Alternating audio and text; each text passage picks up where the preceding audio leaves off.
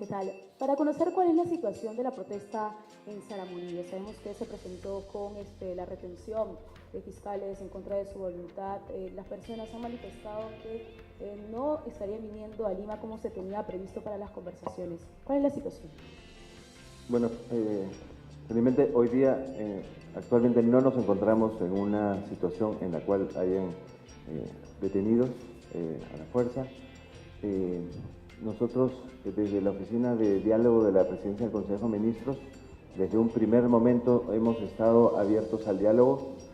En 2 oportunidades han viajado equipos desde Lima, liderados por el viceministro de Cultura, de Interculturalidad, así como un asesor presidencial, el señor Jorge Villacorta, más representantes de los diferentes ministerios. Han viajado a Iquitos para establecer diálogo con, primero, las autoridades y también con los representantes de Saramurillo.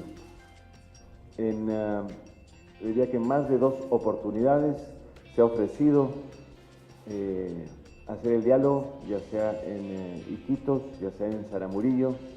Sin embargo, para que se dé este diálogo necesitamos que se den las condiciones. Esas condiciones significa que no pueden haber medidas de fuerza que restrinjan este diálogo. Hemos ofrecido a través del viceministro, el asesor, que podemos establecer un diálogo abierto, pero para eso necesitamos que se levanten las medidas de fuerza. Nosotros tenemos como prioridad el diálogo para la solución de los problemas, de los conflictos. Seguiremos en esa línea buscando en Saramurillo y en otras localidades que haya un diálogo, pero un entorno de paz. Segunda pregunta a cargo de Katia Gutiérrez de Canal N. Señor Luque, muy buenos días, Premier. Le quería hacer, buenos días, señora Ávila. Le quería hacer la consulta si es que ustedes tienen registrado un mapeo de cuántos conflictos sociales existen a nivel nacional, cuáles son los más graves y dónde se están registrando los más importantes. Recordemos que ha habido paralizaciones en Arequipa en los últimos días y a raíz de qué causas se está dando. Y la segunda pregunta para el Premier es por otro tema, pero rapidito por favor, y es cuál es su reflexión respecto al video que ya presentó el programa Cuarto Poder respecto a este policía que, si bien no es en esta gestión, ha disparado contra un ciudadano. Muchas gracias. Sobre el tema de conflictos y el número, cuando ingresé a trabajar a la presidencia del Consejo de Ministros, la situación era de 111 controversias, de las cuales 43 se podían definir como conflictos. Y se ha venido manejando desde esa fecha justamente para buscar la solución. También les digo, como les mencioné hace poco en el Congreso de la República, lo que también hemos encontrado es que muchos de los acuerdos que se habían dado en el gobierno anterior no habían tenido la prioridad dentro de cada sector para llevarse a cabo. Entonces, sí entendíamos que existía un malestar de parte de la población involucrada en algunas mesas de diálogo sobre los pocos avances que se habían dado a nivel de los compromisos del gobierno anterior. Parte de los temas justamente que queremos trabajar de aquí en adelante es asegurarnos que se llegan a acuerdos que realmente pueden ejecutarse y además asegurarnos que esa ejecución se dé. Por eso la importancia de lo que hemos anunciado en términos de tener una oficina de monitoreo y seguimiento de los acuerdos que se llega a nivel de gobierno. Y no solo es una oficina desde la presidencia del Consejo de Ministros. El jefe de la oficina de diálogo, yo le llamo alto comisionado para estos temas, tiene que tener una influencia e injerencia directa en el resto de los sectores. Acá no se trata de que sean acciones individuales a nivel de los ministerios. Tenemos que actuar como gobierno central y además tenemos que actuar como gobierno en general. Cuando hay un conflicto, muchas veces las comunidades, la población involucrada no está pensando entre la diferencia entre el gobierno central, el gobierno local o el gobierno regional. Finalmente tenemos que actuar como uno. Sobre el segundo tema sí hemos tomado conocimiento, la verdad es lamentable y ya hemos pedido que se hagan las investigaciones pertinentes para que se sancione a los culpables. Tercera pregunta, Carlos, de Carlos Villarreal, de RPP. Buenos días. Una pregunta para el señor Luque. ¿Usted considera que el tema de la prevención de conflictos ha sido un punto débil en las anteriores gestiones gubernamentales? Porque eso es lo que más se ha criticado, que el gobierno actúa cuando ya los conflictos han estallado y, como decía el premier, han sido una especie de bomberos, ¿no?, que han ido a atender justamente estas situaciones, lo que ha generado lamentablemente desapariciones y muertes. La segunda pregunta, premier, sobre otro tema. Los voceros de los partidos de oposición, básicamente del fujimorismo, están pidiendo que el actual ministro de Educación, Jaime Saavedra, dé un paso al costado por el tema de toda la preparación para los Juegos Panamericanos y que inclusive él podría ser interpelado en el Congreso de la República. No se descarte esta posibilidad. ¿Qué piensa de esto? Y otra pregunta, señor, la última.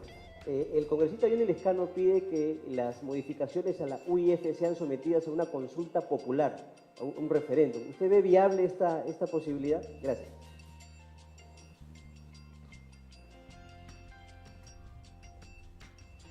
Mire, prevención es la palabra clave, ¿no? Y efectivamente los resultados demuestran de que no en todos los casos el Estado ha llegado a tiempo para conjurar situaciones de conflicto y eventualmente de violencia. Sin embargo, no es fácil prevenir en el Perú.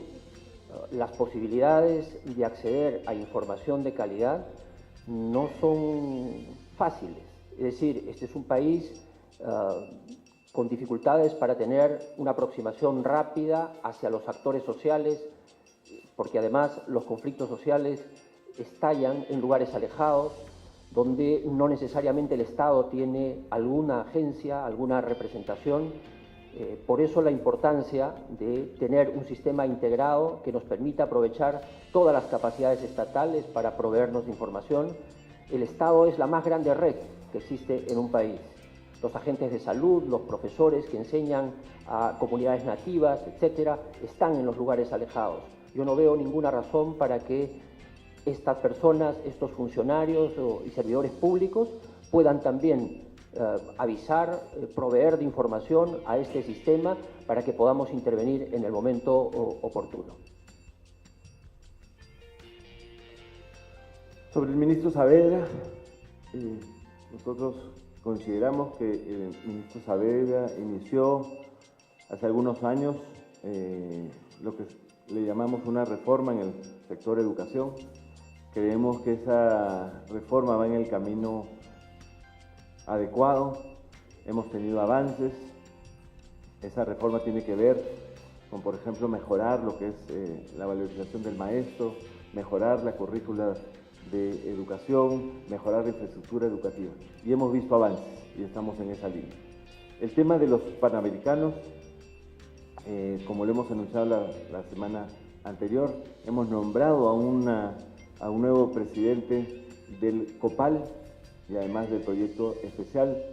Creemos que con esa nueva dirección, además de las normas que se han sido aprobadas a través de la delegación de facultades, podremos avanzar. Es cierto que no estamos en el punto que quisiéramos, sin embargo tomamos esta situación como un reto en términos de que tenemos que avanzar más rápido, de forma transparente, en la ejecución de este importante proyecto para el país. Sobre el tema de la UIF, consideramos adecuadas las facultades que nos ha dado el Poder Legislativo. Va en el sentido de lo que habíamos propuesto desde el Poder Ejecutivo y esperamos en los próximos 60 días poder tener listas las normas que tienen que ver con el fortalecimiento de la UIF. No creemos que es adecuado un referéndum para este tema. El tema de derechos en general no es un tema de referéndum. Cuarta y última pregunta a cargo de Lourdes Yupangui, en Latina. Buenos días, ministro, señor Luque, señora Ávila. Sí, quería consultarle sobre, justamente hablaban del ministro Saavedra. A él también se le critica por la infiltración de los docentes sentenciados, algunos y otros investigados por terrorismo. Usted la semana pasada, ministro, señaló que iba a conversar con él para tener más información al respecto. Queremos saber a qué ha llegado esa conversación. Y de otro lado, ¿cuál es la estrategia, el plan en esta oficina de diálogo, justamente en las poblaciones mineras, donde se ha paralizado los trabajos a petición o exigencia de los ciudadanos? Sobre el primer tema, el mismo ministro Saavedra en su momento aclaró que no se permite que haya la docencia de parte de personas que hayan sido sentenciadas por terrorismo. Así que él personalmente está asegurándose de que se cumpla finalmente la ley.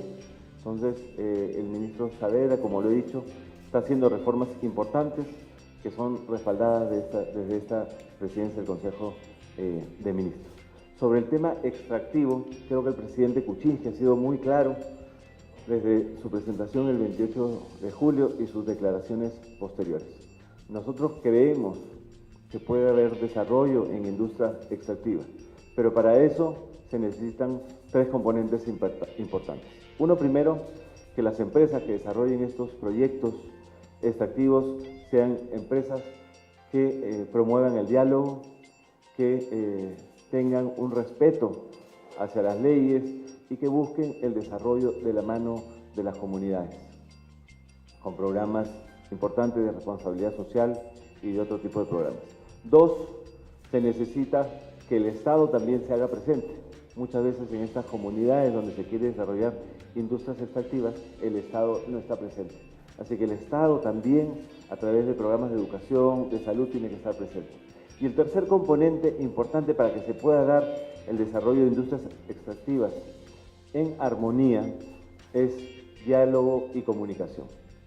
Es importante, y así lo ha mencionado el presidente Kuczynski, que el Estado, a través del gobierno, esté presente comunicando los beneficios de una determinada actividad en una comunidad particular. Entonces, empresa responsable, una cercanía de parte del Estado y una buena comunicación son tres componentes importantes para que puedan desarrollarse estos proyectos.